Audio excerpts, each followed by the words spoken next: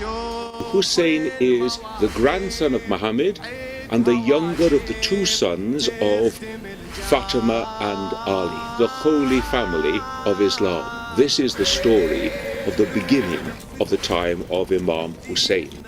And we've now reached the year 680, 50 years after the death of Muhammad.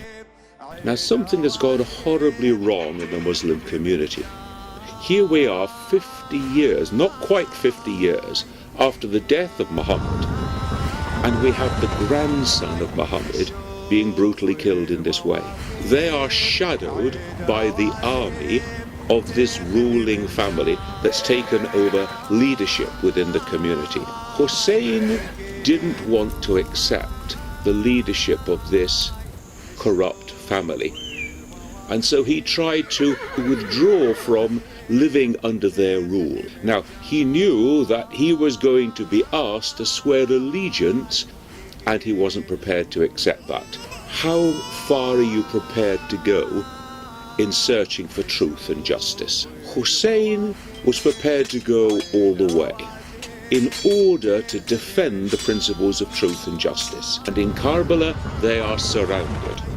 They can't go forward, they can't go back. And now comes the question: do you give in to the forces of injustice, to the forces of falsehood, or are you prepared to stand your ground?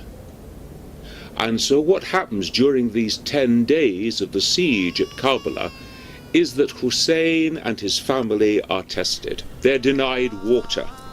People go and try and get water and are killed in the process. So you can see the tension is building up here day by day until we reach the 10th day.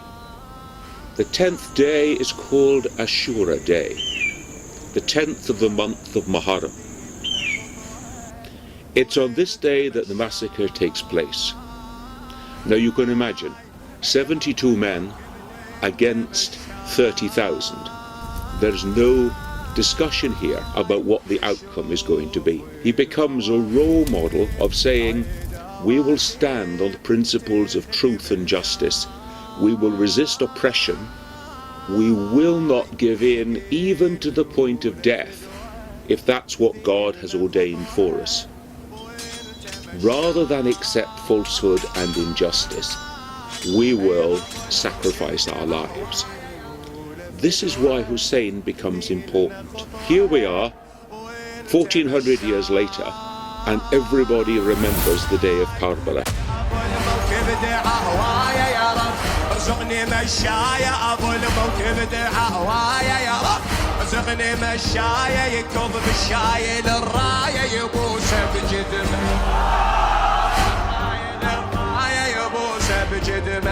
العجائب سبعة ندريها خدمتك سادت عينيها السبعة تعجبت بيها عجيبة الخدمة. How as many as 25 million pilgrims walked to Karbala over the course of 40 days in mourning for a man who died 1400 years ago.